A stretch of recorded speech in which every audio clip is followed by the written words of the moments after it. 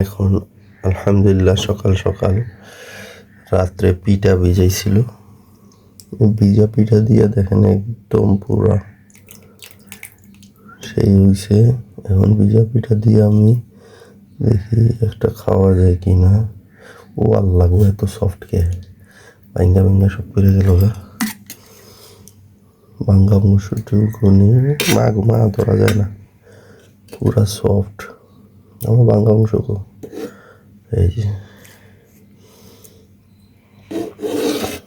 ভাঙ্গা অংশ পুরা সার খাড়া পড়ে গেছে।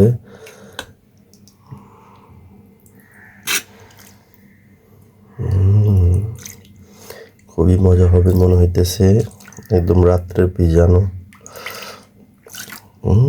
সেই হবে।